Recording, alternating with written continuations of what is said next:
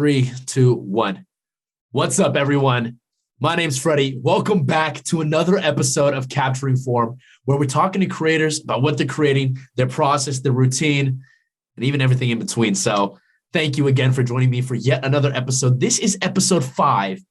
I cannot believe, that this has lasted so long in the 3 weeks that I'm doing it, because I swore when I first did it that I was like, man, there's so many things going on. I'm not sure if I'm going to be able to keep this up, but it's been such a joy of mine to do it, to meet people, to talk with people about their stories, their passions, and honestly getting a really good laugh that I was like, man, I have to continue this.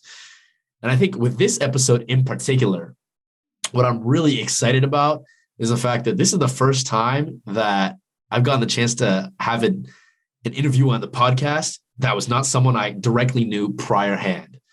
Matter of fact, I actually met this guy on Instagram when he had 200 followers, and now he has 4,200. An amazing videographer who's found his style, found his niche, growing with 2 businesses on the way.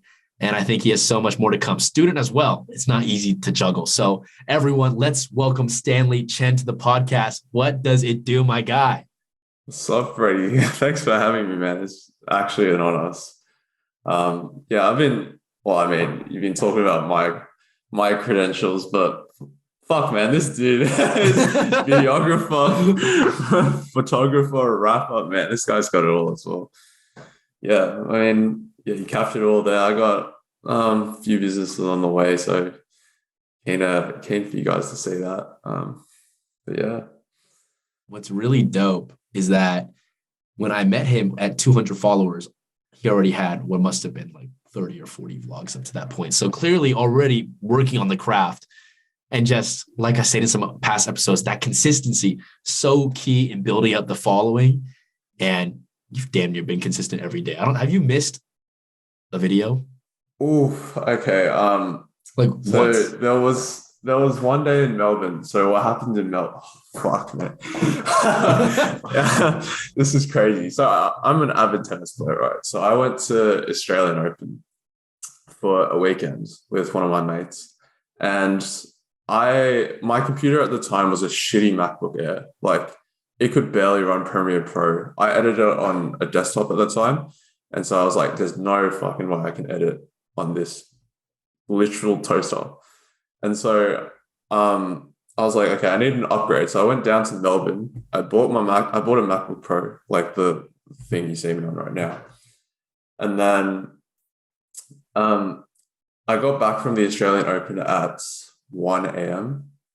and set up my MacBook, got everything set up, downloaded Premiere Pro in my hotel.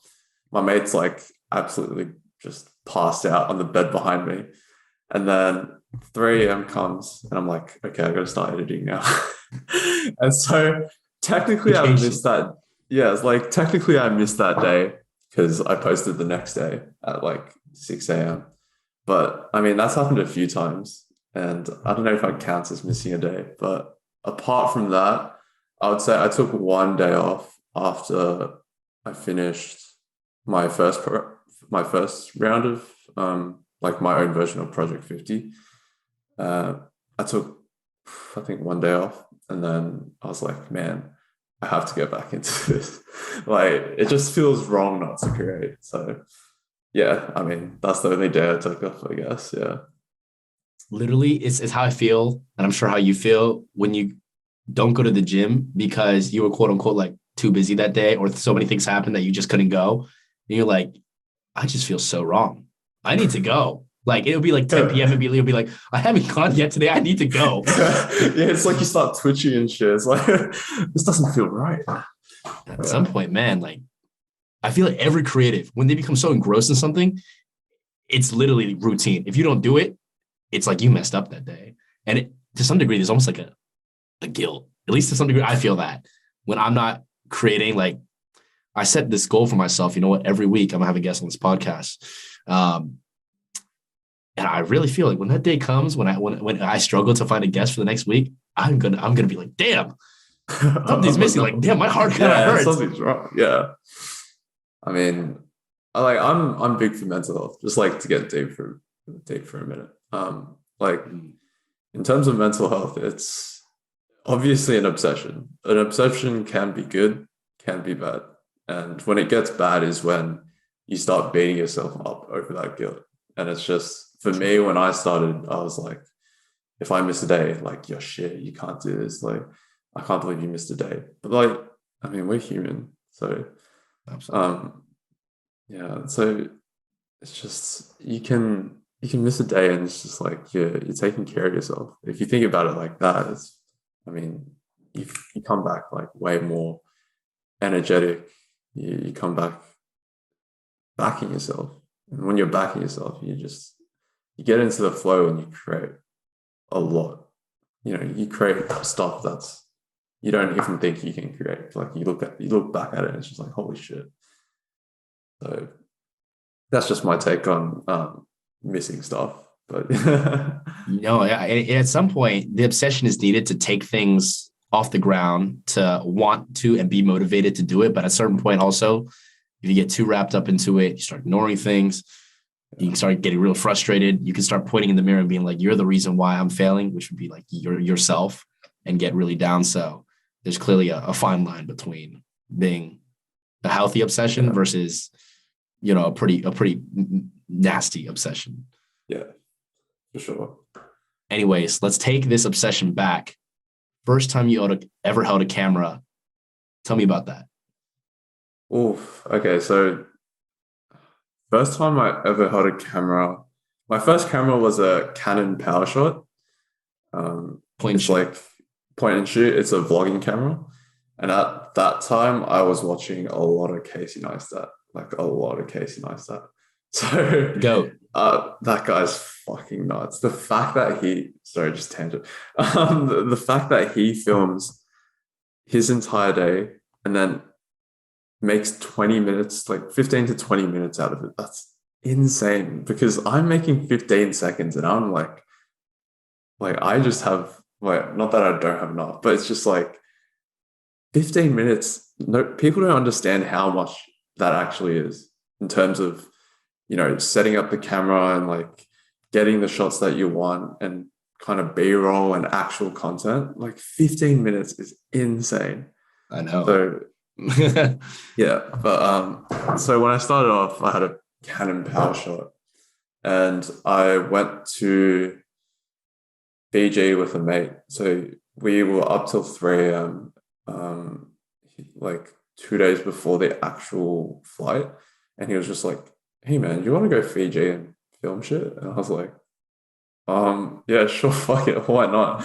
And so I actually have a YouTube channel. Not many people know about this, but it's still up there.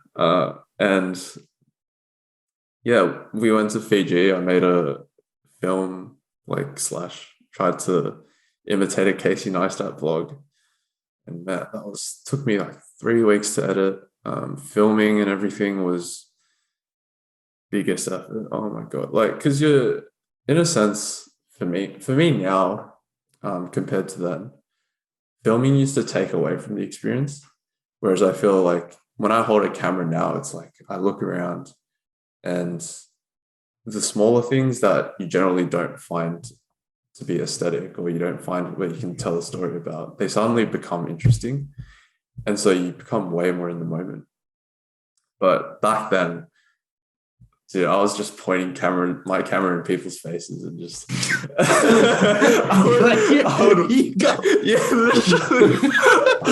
I would walk past strangers and just like just have my just while they stare at you awkwardly.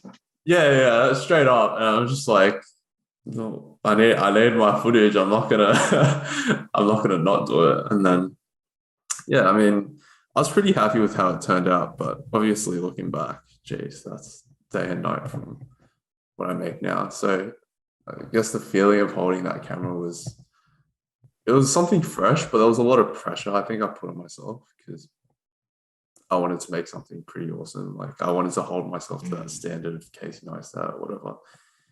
And yeah, I mean, having said that, I think holding a camera for the first time it's it's pretty intense. It's like, holy shit, there's so much you can do with this, right? There's so many angles, there's so many shots that you can get. So yeah, this is a good start. I mean, if anyone's listening to this that is thinking about it, I mean, just throw yourself in and have fun. I guess that's my advice. Yeah, just go. So my very first camera ever, Sony A6000. I tell the story all the time because I just think it's ridiculous. But I literally bought a camera because the next week I was going to go get dinner with the girl I really liked. And I really wanted to shoot some photos for her and just make it like this most outstanding date ever. So I literally went to the store and I gave them all my money. It must have been like $750 at the time, like everything I had at the time. And I was like, I'm going to buy this camera. I actually told them, give me whatever camera you think is best for this amount of money.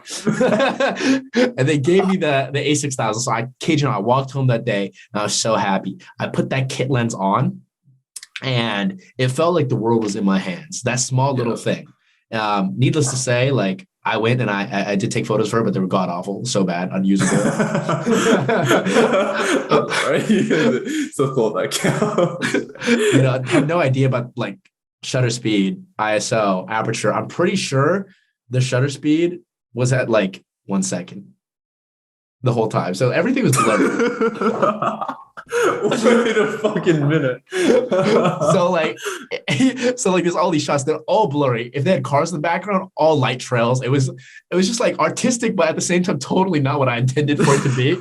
It was basically all unusable.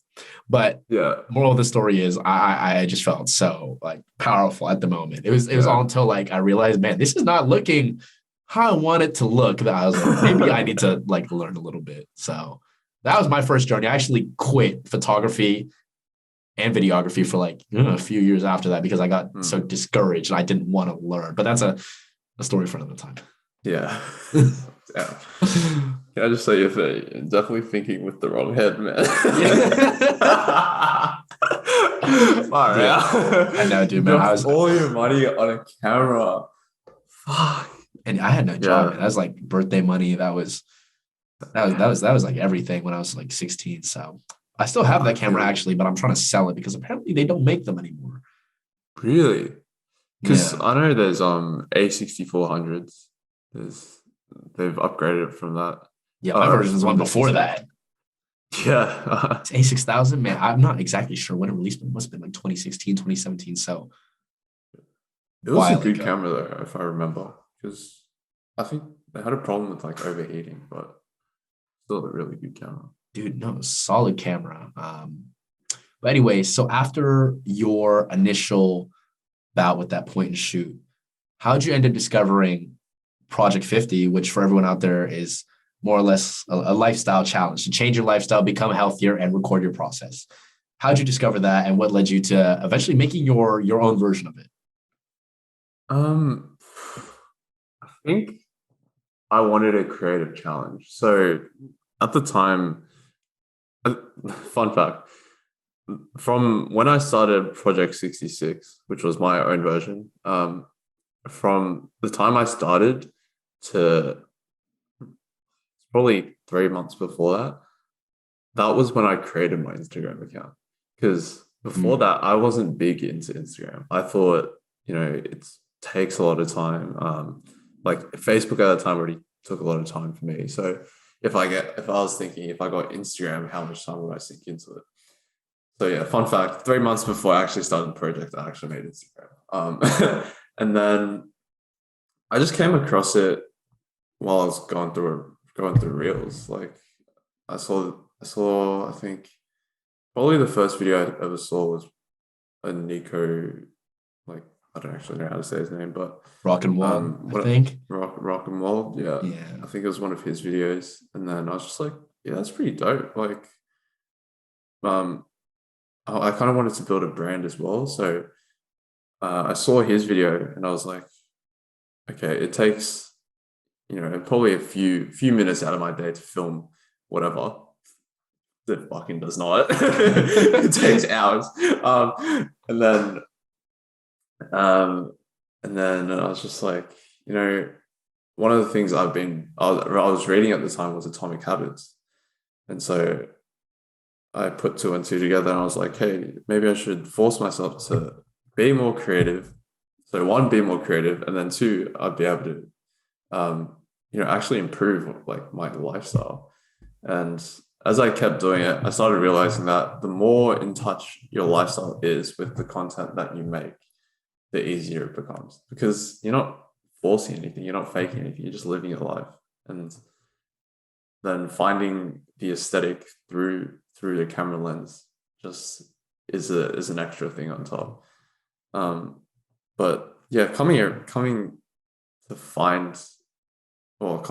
start it up first was, it was, I think, motivated mostly by just, I wanted to push myself in some way and just get back into being creative, because at the time I hadn't touched my camera in probably over a year. Yeah, it was so it was quite a journey from just not touching my camera to trying to find the aesthetic and everything. And I was shooting in auto, and yeah, just not the greatest, like, not the greatest aesthetic, or nothing looked that great and the angles weren't that great. But yeah, No, you did what you had to do. You started.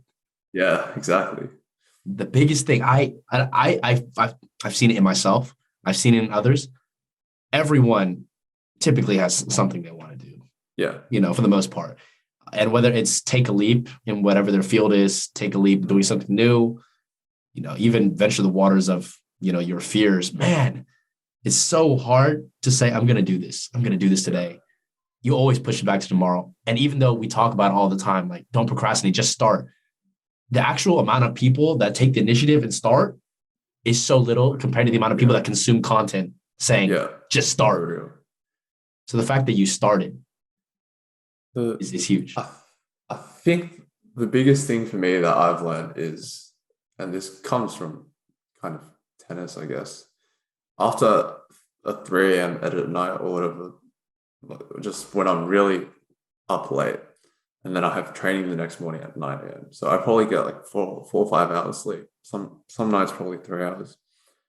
It's just, fuck, man, I don't feel like getting out of bed at all. Like, training's on at 9 and I just have to leave at 8:30. I'm just fucking don't want to get out of bed at 7, right?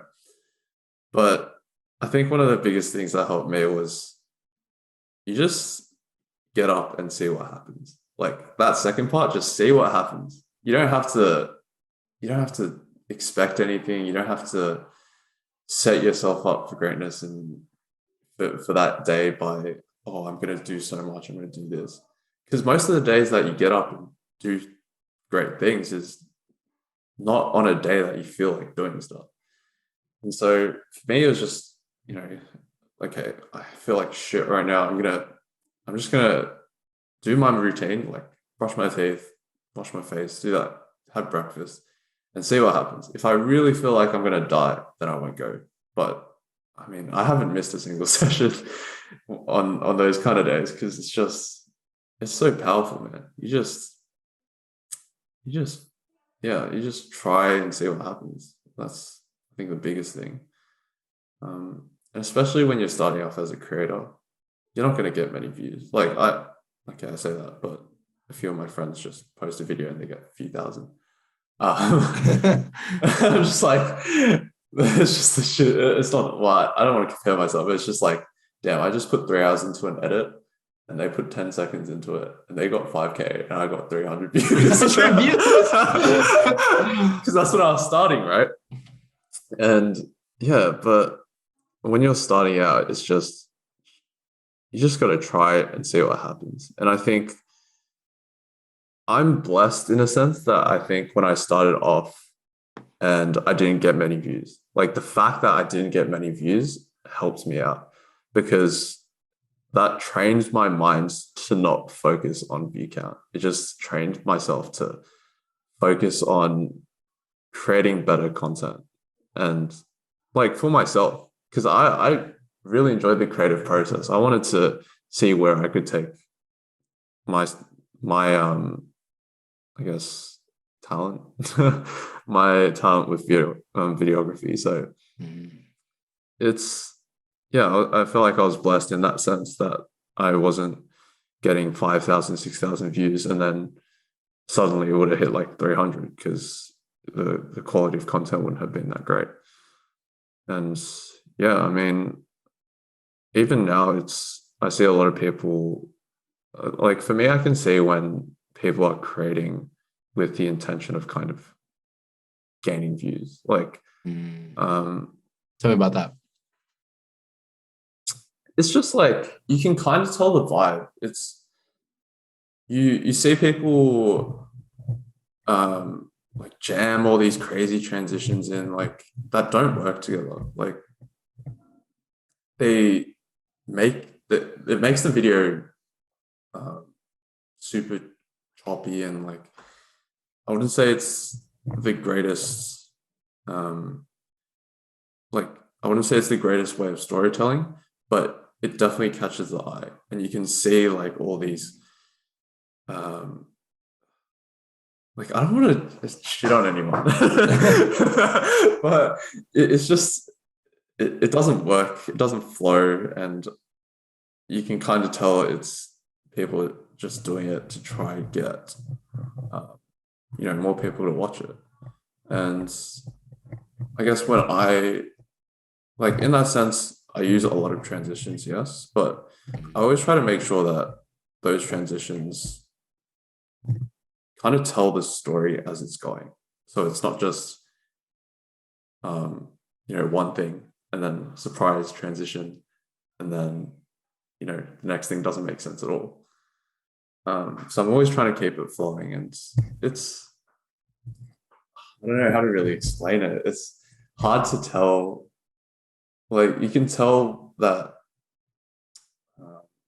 someone like Dane Macbeth or Eddie Morph, those guys I watch quite a lot, but you can tell that they enjoy making what they're making because their stuff is it feels unique. They're not sticking to something that's exactly the same every time, but you can tell it's their stuff. When it's something that they're enjoying, then you kind of enjoy it more yourself. No, you got it. You got to have that. I don't even want to call it passion. Passion that word gets thrown around so much, but you have to have like a resonation with it enough to the point that you're doing it for internal reasons first. Everyone's obsessed with metrics, views, followers, but internally first, you yourself wake up and are like, it feels kind of strange if this thing, I'm not doing it. Yeah, exactly. And I'm sure like for them, making whatever content that they're making, camera in the right hand, the moment they get to work, kind of pivotal, man, to like have it with you at all times so that you always can create. And to have that possibility open, I think shows that, you know what, I care about this beyond just, I want followers. Yeah, exactly. So fast forward now from 200 followers, all the stories that you said before, 4,278. And I've literally seen the progress since then because I've been on that ride, I guess, observing since then. Yeah. What does that feel like to you? Like as you've seen like these metrics go up, and as someone that's obviously cares about the craft, like sees this other side that can consume creators in a negative way, start to boom a little bit. Like, how do you feel about that? And then two, do you think it's impacted any way that you've created, or do you feel like so far you've stuck to your process and you'll continue to trust it? I think in terms of getting like the negative side of metrics, like it definitely has impacted me. Like I try not to attach myself to view count and followers, but at the end of the day, if we're always because it's something that you're always looking at when you post a video, you can't always go back to check how well it's doing and that kind of stuff. But man, you just gotta, for me, I found that the best way to go about detaching myself from it is just post a video and then just don't touch my phone for like Don't touch 2 to 3 hours, because otherwise I will open Instagram. It's almost like second nature to just Notifications off, right, for Instagram? Yeah, for sure. Yeah, same. Yeah. Just can't. And yeah, I mean, when in terms of mental health, I would say it it can be a lot of ups and downs, and generally you don't want that, because you're just riding a wave that you have no control of. And when a video doesn't do well, then you feel like shit. If a video does if a video doesn't do very well, then you feel like shit. And then if a video does well, then you feel great. And I think it's just something I'm still figuring it out and getting used to, because obviously before I wasn't getting that many views. But for me right now, it's just finding time for myself. And when I find myself thinking about that, I just I try to be more present, try to meditate a little, and just focus on my breath. Because I mean, I talk about it a lot in a few of my vlogs, but being present and just meditating for even 30 seconds just detaches you from that crazy flow of ups and downs of that view count. So, and in terms of, what was the second question? Do you think it's affected your creative style at any point, or have you thought about changing what you're making or introducing these new things to continue building off this growth? Yeah, I mean, I never want to stop growing creatively. Like, I can find my style, but I never want to stop growing in terms of adding new things and taking inspiration from others. So I wouldn't say viewer count has affected my creative style, but I would say seeing what other people are doing and taking inspiration from that and putting it into my own work has definitely it isn't based on viewer count, but I have looked at some videos where it's like, oh, this video is doing great. Let's see what thing they might be doing that's kind of new and niche, and I'll see if I can integrate it into my own work. But there's definitely videos where I've just like, this video for someone who has 100,000 views has 100,000 followers has like 20,000 views. Obviously it's not doing as well as they would expect it to, but I look at that video, I'm like, hey, there's still like awesome stuff in here. Like, I would definitely enjoy working this into my own work. And just that creative process of forcing myself to see not forcing myself, just like it takes advantage of wasted time in a sense, because you're scrolling through your phone anyway, right? If you're on Reels or TikTok or whatever. I'll say this. Oh, keep going. Okay. Just in terms of sorry. No, you're good. You're good. I just had to let you know. Yeah, that's all good. So I forgot what was that. No, well, I'll follow up on what you were talking about before. The reason why I asked this question is because you're in, I think, the beginning phase that a lot of creators they fantasize about. They fantasize about is like the work that I'm making. Like, I feel like I'm making good content. I feel like I'm putting in a lot of work. Like, you put in like 3 hours per video, but they're not getting rewarded from it metrics wise. They're only getting rewarded from it through experience. But sometimes it's hard to justify to yourself. Why am I putting in this many hours if I'm not being rewarded externally with something? Now you've reached that phase where the consistency, all of the work that you put in through getting better at Premiere Pro, setting up the story, videography is all sort of coming to light now through being rewarded through followers. So you're in that phase that so many people fantasize about. But I'm wondering, like, to what degree is it like, oh my gosh, this is almost like a motivator for me in a sense, or is this where like you think certain creators might begin to struggle with the fact that, now it's art versus follower count. Like I have a chance of blowing up now because my art is doing well, but is that going to like change me in some sort of way? Because I've seen it happen before where people start blowing up. Not only does their content necessarily take a vast change to capitalize off of that, but their actual in-person personality changes because they have clout.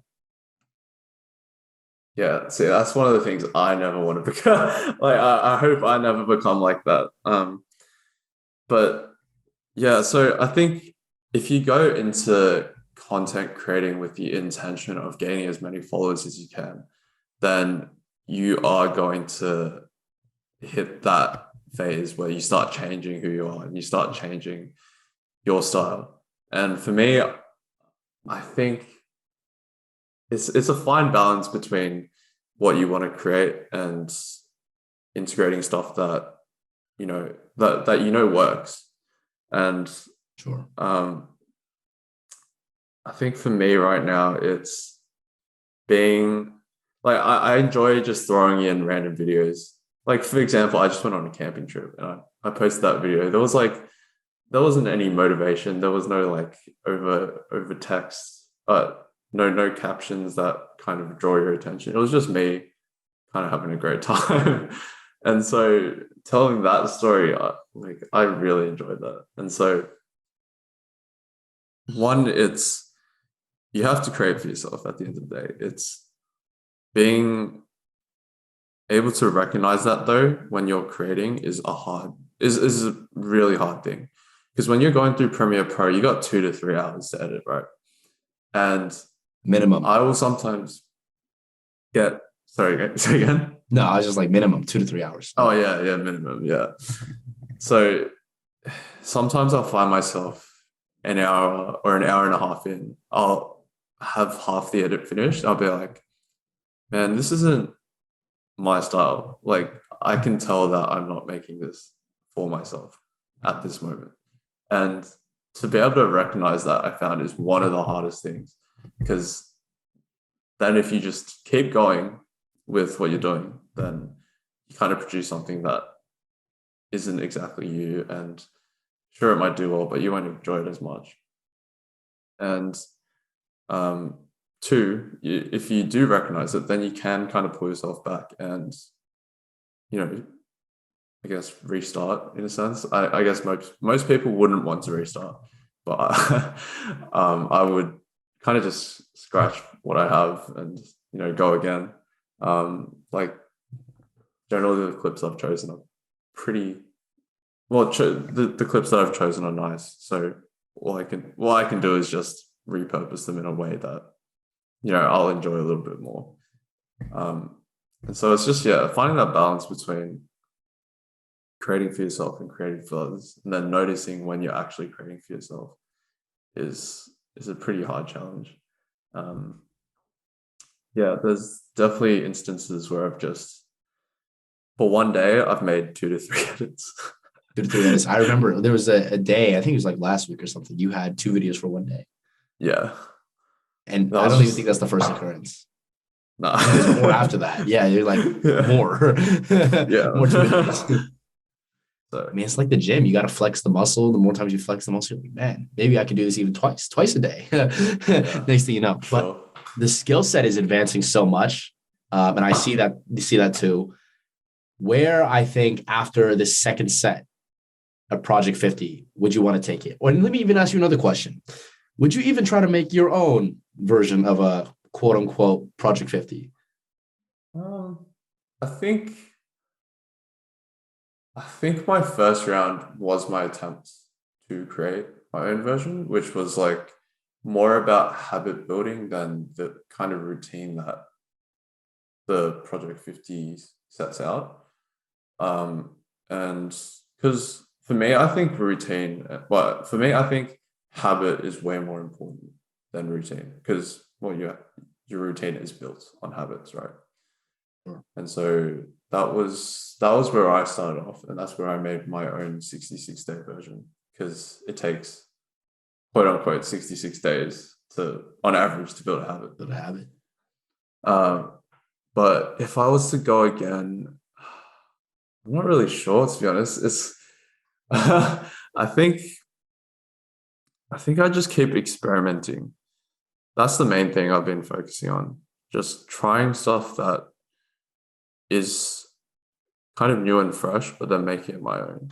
And maybe I could start 66 days again, but in a way, it's a bit of a rip off of Project 50. So I feel like there wasn't that much, creativeness on my side.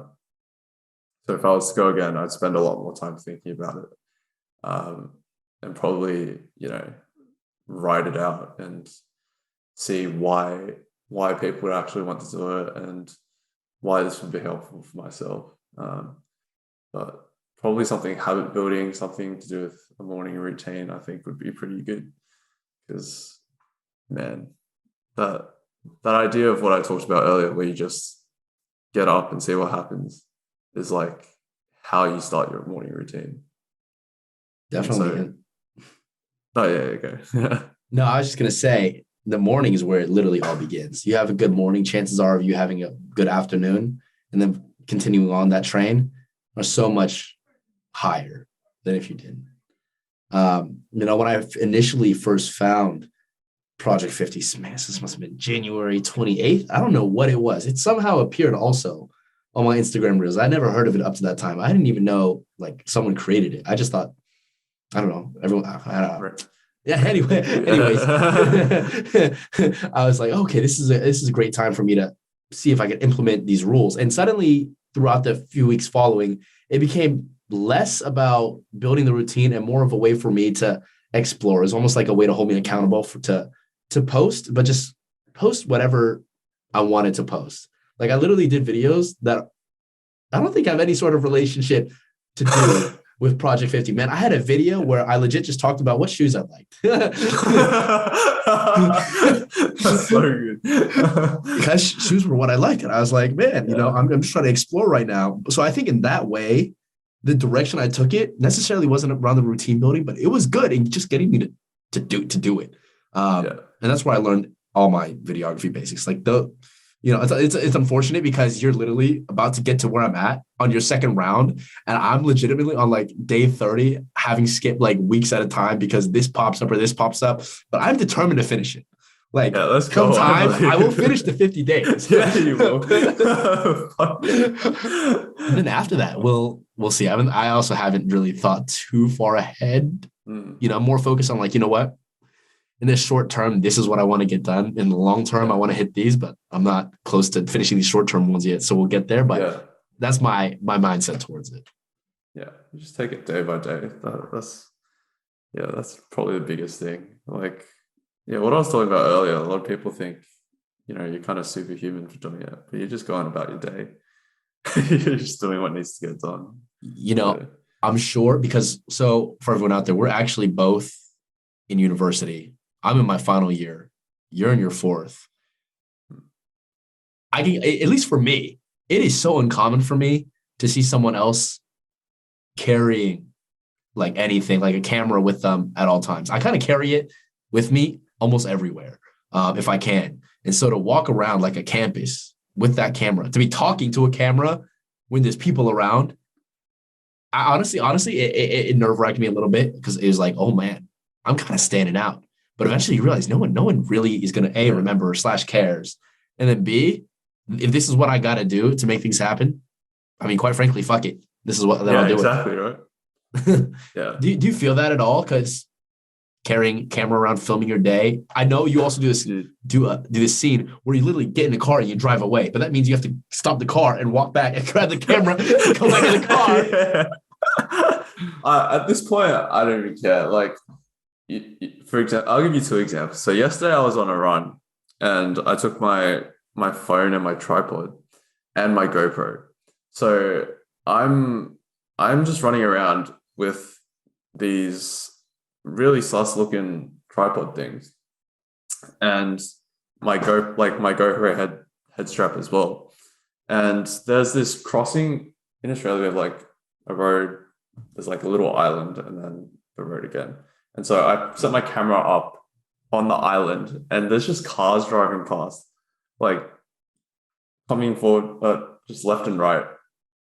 And they're all just watching me set up this camera and then putting on this GoPro headband and running past it and then running back and then grabbing the camera and then running past it again. And then I'm just like, at this point, I don't even care because for my attitude is you'll never see these people again. One, you'll never see these people again. And two, they couldn't care less. Like they're going about their own lives. And I'd say another example is at uni. There was a scene where I was dancing on camera and like a TikTok dance? No, not actually. Just like I just joking. I would never.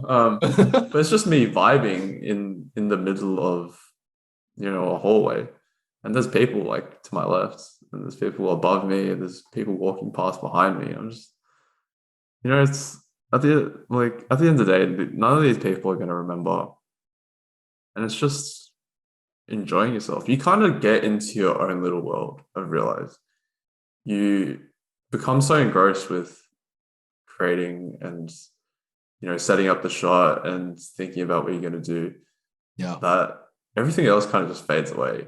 It's like the only thing that matters is getting the shot or just having fun with it.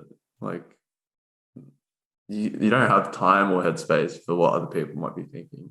You don't. That's for every creator out there. If you make music, videos, doesn't matter. You create anything. You create art, like visual art. Man, you cannot care. And you know what's crazy is I think the people closest to you will be the first ones to say, or say something that could be possibly be considered a negative. They'd be like, "What are you doing?" Like people actually that are strangers are actually a lot more kind about it than at least I thought. And it was the people that I was rather close to that were my first doubters. I don't know if you had that experience. I did. It was crazy. I couldn't believe it. I was like, "You're like my close homie. You're telling me that this is like a huge risk, and I'm putting myself out there, and what stays on the internet stays on the internet." I'm like, dude, relax. Yeah, just relax, man. Yeah, I think my friends are pretty good about it. I think I'm lucky to have a group of 14 friends that are the greatest people in the world. They've always, one of them's been creative for a while. He hasn't posted much of it, but they're definitely a bit more, I'd say, cautious. Which I respect, obviously, because they don't want me to get hurt or anything, especially on that hiking trip. But it's just, I'm pretty blessed to have friends that do support me, because I remember my first time vlogging in the city. A lot of them were just having fun with me, like filming as well. So they were just fucking around as well and just enjoying themselves on camera, which you don't generally see a lot of people do, because when someone gets a camera put in front of them, they're straight away like, "Oh shit, what do I do? I'm nervous. I don't know what to say. I don't know where my hands should be or whatever." So yeah, I got pretty lucky with that, and they've been few of my greatest supporters since day one, even when the content wasn't that great. And I mean, I can definitely see that though, in a sense, like when you're starting a business, or I did have a friend who was like, "Yeah, that name sounds stupid," and I was like, "Yeah, but all names kind of sound stupid when you start off, right? Like who looks at Nike? Let's say Nike didn't have their brand. If you saw that name, it's just like, it looks a bit dumb, right?" So, I mean, they've been pretty awesome. I'd say for those that I guess don't have that kind of support, I guess it's just really explaining it to them. It's like, and then if they don't get it after that, then that's kind of up to them. Someone introduced this concept to me the other day, but it's like this idea that you have a pool of serendipity in your life. And this pool essentially states that luck exists. However, your luck in certain situations and circumstances can change. And the luck that you have as a person can change, all depending on the choices and decisions that you make. And one of the most key ones that will increase your pool of serendipity is to surround yourself by people that are at least in the same framework of mind as you. Because when that happens, you are internally motivated, and then externally, you have a pool of motivation as well. So you want to create and you want to work to match that expectation that's there. And suddenly you've tapped into that pool of serendipity that has given you the luck to not only be surrounded by this group of people that is boosting you and the ability to make better content up, but also just the fact that, you know what, because I'm surrounded by both people that are creative and people that are proud of the work that I do and push me to be better, man, I'm going to keep creating. And suddenly, I feel like as a result, that's resulted in better content from you. That's resulted in more followers and views for you, ideas of businesses that you can use to keep building your platform. Like, it's kind of crazy. And I was like, when this idea was introduced, I was like, oh my God. Yeah. I kind of resonate with that. For real. Yeah, man. It's because I would say, I heard this from somewhere, I can't remember who, but like you are the culmination of your 5 closest friends. And that's Is that Jordan Peterson? Is it Jordan Peterson? Probably Jordan Peterson. sounds about right. But might not be him, but I know what you're talking about. Yeah, it's just it's because you're surrounded by them so often, right? You're talking to them every day. They're seeing what you're doing and essentially being like your hype man. And even when you don't have your hype man, you kind of, to me at least, I'm like, okay, what would my best mate say to me like right now? And then you kind of feed that to yourself, right? Sure. And without that support, it's just, I wouldn't be where I am. But I think I would have kept creating in a sense, but nowhere would I be near the level of content creation and kind of skill and stuff I've built up. I wouldn't be close to where I am without them. So man, like, choose your friends wisely. Honestly, you gotta forward this episode once it comes out to your friends and be like, this is how much you meant to me. For real. Dude, they've changed my life unbelievably. Like, I mean, I would say this is kind of a tangent, but there was I think all of 2021, the reason I did pick up a camera was because I was in a pretty bad relationship and they all got me out of it. So, that's wouldn't be here like doing this today if it wasn't for them. Pretty insane. We'll have episode 2 with you when you find yourself a great relationship and you tell us how the relationship is benefiting your creative endeavors. I mean, like, these 2 things are complementary to each other. I don't know how I did this without the other. When that day comes, I'll be excited. That'd be amazing. So some final thoughts, I think, to think about while the episode wraps up. One, I want to talk about how videography has changed your life, how Project 50 has changed your life, essentially how being a creative has shaped, the outlook that you have on your future. Because I know your focus is medicine, and that's eventually where you want to end up. But I find for people that get obsessed in their creative field, that it becomes more and more of a necessity to have in your life. So I'm curious about the intersection, the impact it's had on you, the impact it might have in your future. Well, I think the mindset that creating has put me in is seriously just getting uncomfortable as often as I can. Because as you were talking about before, when you're just in a crowd of people, you can sometimes still get uncomfortable just pulling out a camera and filming, right?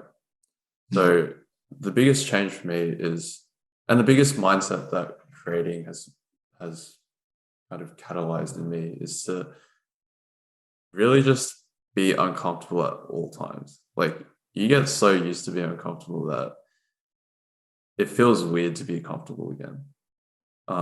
And I say this in a sense that like, I take cold showers every day, and even if it's like 10 degrees and I've just gone for a run and I'm freezing, I'll still take that cold shower. And for me to take a warm shower, it doesn't feel right. Like, that comfort almost is like too good, right? But creatively but yeah, in that sense, it's just getting pushed, physically, mentally, creatively. And that's kind of like the internal aspect of where I want my work to take me. And I think being holistic in that sense is so important, because when you're kind of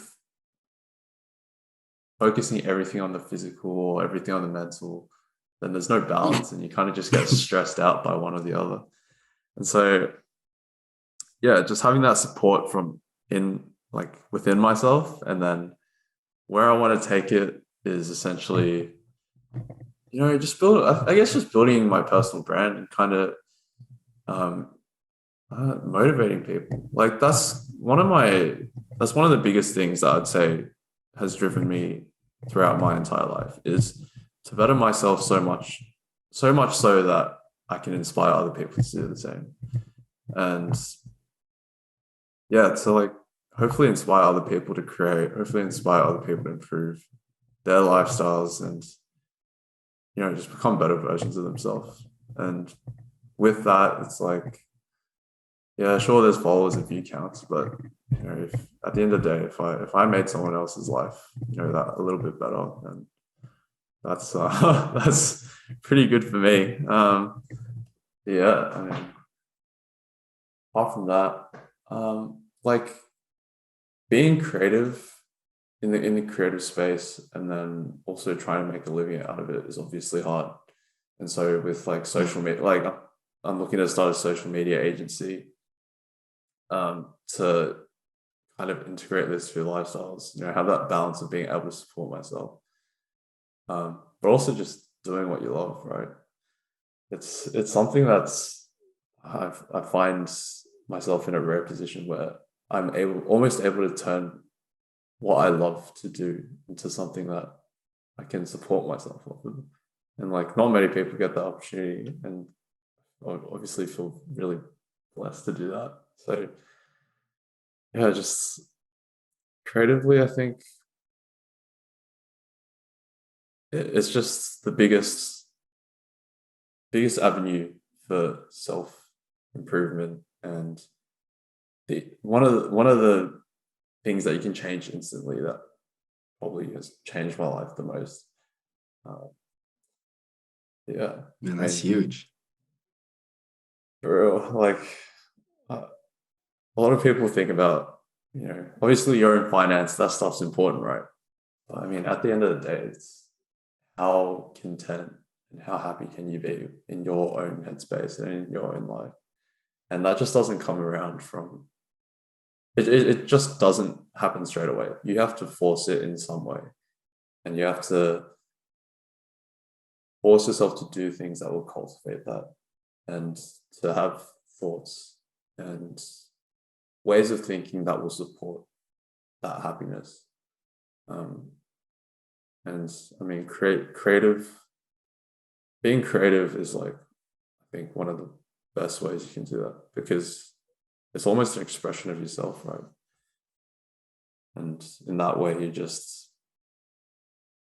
kind of putting yourself out into the world. You're allowing yourself to be vulnerable by giving people your work and allowing it to be shit on.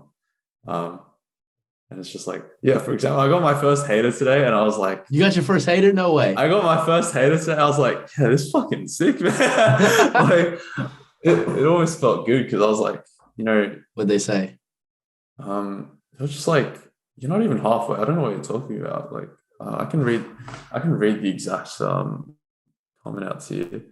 But it was just, man, first haters. So quick tidbit while you look. So when I was a kid, and I think I must have been 13, I make these rap videos that I'm posting on YouTube, right? And I was super young. For when I first started learning how to rap, there's this video I made with someone else. I kid you not, the comment section was just straight hate from everyone in my middle school. And I was like, yo, these people are paying attention to me. That's awesome. Exactly. Looking back, it's funny. But what did the text say? What did the message say? Oh, it was just bro, you ain't even halfway. You ain't even close to halfway. Aren't you just getting started? And I was like, I don't know what you're talking about, because I was just I'm done with it. But yeah, I'm just like, when people say that, that you're doing well enough for them to want to bring you down. And I'm just like, that's fucking sick. Like, I'm doing well. I mean, earlier you just talking about wanting to inspire people to create. I see you every day, and part of me is like, time to get to work. Especially on the video side, man. Like the video side, I've been slacking as of recently, and I just watch you, now hearing about the dedication you have. How can you not? Even with all the things anyone has on their plate. If they want to be a creator, man, I feel like watching you, hearing you talk about it, especially because you are in basically the same boat we're in. You're not like a million followers talking about just start. You're like in the thick of it. And I feel like that's what makes this really relatable. For sure, man. It's just like hearing you say that gives me goosebumps because it feels good. I love it when people are inspired. So yeah, I mean, it's just, start, but also make it manageable. Allow yourself, to not be okay sometimes. Like it's gonna happen, man. You're gonna get into some rough days that you just like, fuck, I'm not feeling this. But like, you kind of accept that, you embrace it, and because when you try to fight it, it just makes it worse. So you embrace that feeling, just like, yeah, it's okay not to be okay. Maybe I'll just take it easy today, or just try and find out and see what happens. And honestly, that's the biggest decision that you've got to make day to day. Just try and see what happens, because nobody knows what's going to happen unless you try, right? It's kind of self-explanatory. Yeah. You got to make a mental health vlog. That's the next one. Yeah, I'm a huge advocate for mental health because, just got to take care of it. Like, how can you can't do all these things and make it sustainable unless, you're taking care of yourself. And I think without that foundation, you'll spiral and you just can't, like, you kind of lose purpose and you lose sight of it and you just lose enjoyment. So yeah, taking care of yourself. Take good care of yourself. Yeah, for real. Where can people find your work at? My Instagram handle is Stanley.VZN, which is technically Stanley.vision. And I've got a TikTok going. I had a post blow up the other day, same handle, Stanley.vision, VZN. Congratulations on a video that went viral. Yeah, for real. Yeah, I mean, thanks for having me, bro. Like, awesome chats, man. Dude. This episode was incredible. We actually had a conversation like right before we started recording. This was basically us meeting for the first time, and we were just getting into so many podcast worthy topics. I was like, yo, like, this is amazing. Like, we're not even recording anything, but I can tell like this is gonna go somewhere. Yeah. So yeah, thanks for having me, bro. Just everyone out there, just remember, take care of yourself. Like, that's where everything starts. Your mental health. Take care of yourself there, and then just try things. Give yourself the chance to succeed. And I think that's one of the most important things that a lot of people miss out on. You just gotta do it, see what happens. And if it doesn't work, it doesn't work. Be in the moment, because when you attach yourself to, oh shit, that didn't work, I can't do it again. Like, no, that happened once, and it doesn't mean it's going to always happen into the future. So yeah, man, just do it, try things, find out, take care of yourself. My perspective on the world currently. And I love it. Yeah. Thank you, Stanley, for joining us on the podcast. I'm going to link his stuff below where you can find it. He's on his second round of Project 50. By the time you listen to this, he might be done with Project 50. But for real. Anyways, if you enjoyed today's episode, feel free to follow us, and we'll be back next week with another episode. Go follow Stanley. We're out.